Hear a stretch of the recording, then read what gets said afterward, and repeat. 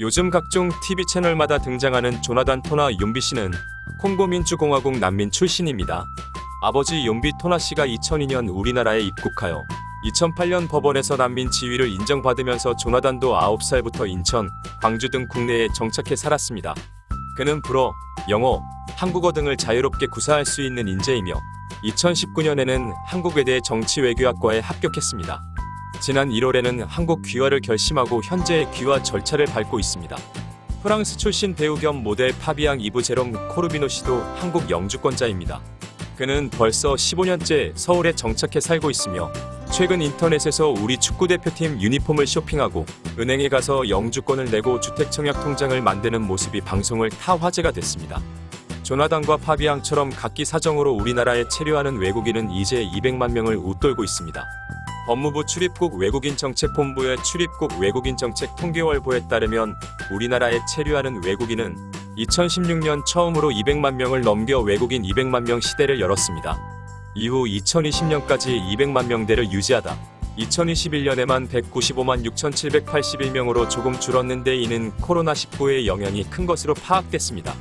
지난 4월에도 198만 7,250명으로 집계되는 등 여전히 200만 명에 근접해 있으며 이는 국내 총 인구 5,163만 8,809명의 약 4%에 해당되는 수치입니다. 경제협력개발기구 OECD가 총인구 대비 5%를 넘으면 다문화 다인종 국가로 분류하는 것을 고려하면 우리나라도 멀지 않은 것입니다. 국가별로는 중국이 가장 많고 베트남, 태국 등 동남아 국가들이 그 뒤를 잇고 있습니다. 이들은 모두 새로운 코리안 드림을 꿈꾸고 입국하였습니다. 이전에 코리안 드림이 성교나 사업, 근로를 위한 체류라면 뉴 코리안 드림은 한국에서 자신의 꿈을 실현하고자 장단기 체류를 비롯해 한국 사람으로서 성공하는 것입니다. 김태환 한국이민정책학회 명예회장은 G12 선진국 대열에 올라섰고 한류 바람이 부는 등 우리 국격과 위상이 오르면서 뉴 코리안 드림을 갖고 동남아 이민자, 난민들이 오고 싶어하는 나라가 된 것. 이라며 이들을 얼마나 잘 받아들이고 공존하느냐에 따라 지속가능한 성장도 가능하며 이를 위해 통합된 이민정책이 이젠 필요하다. 고 말했습니다. 높아진 국격, 인구 소멸과 늘어나는 외국인 인력 수요 등을 반영해 정부의 이민정책도 달라지고 있습니다. 한동훈 법무부 장관은 취임사에서 이민청 설립 검토를 포함해 이민정책을 수준 높게 추진해 나갈 체제를 갖춰나가자 고했습니다. 이민청 설치는 지난 16년간 논의만 진행됐을 뿐 실현된 바는 없습니다. 고 노무현 전 대통령이 재임 중 국정과제회의에서 이민정책의 지속적인 관리의 필요성을 역설했고 이후 열린 법무부 세미나에서 이민정책 총괄 추진기구가 제시됐지만 설치까진 이어지지 못했습니다. 이민정책 역시 정부 부처별로 양분돼 방향을 제대로 잡지 못한 채 불협화음을 내왔기 때문입니다.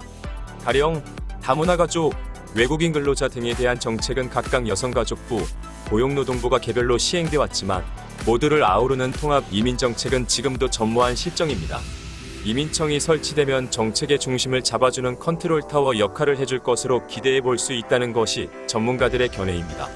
반기문 전 유엔 사무총장은 지난 4월 26일 열린 대한민국 저출산 고령화 대응을 위한 국가 전략 세미나에서 우리나라는 저출산 고령화 문제로 국가적 위기 상황까지 왔다 면서 외국인 이민 문호를 더 개방해 글로벌 사회로 발전시켜야 하며 한국에 거주하는 외국인에 대해 한국 사회가 포용적일 필요가 있다 고 제언했습니다.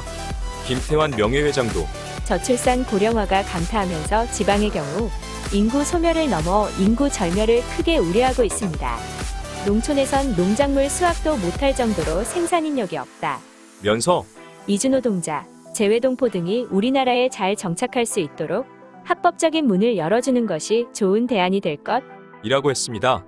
이민 출입국 변호사회는 한민족이라는 혈통의 우선한 이민정책을 고수할 경우 우리나라의 미래가 존립할 수 있는지조차 불투명하다 고 강조하였고 윤석열 대통령은 취임 연설에서 수차례 세계 시민을 언급했습니다. 혈통적 한국민에 대한 정책에서 벗어나 다민족 다인종 사회로 나아가는 정책까지 시행해야 한다 고 밝혔습니다. 싸이, BTS 등 K문화로 세계가 한국을 주목하는 가운데 실효성 있는 이민정책의 수립으로 다시 한번 세계를 놀라게 할 대한민국 제2의 한강의 기적이 이루어지길 기대해봅니다. 화이팅 코리아, 화이팅 대한민국.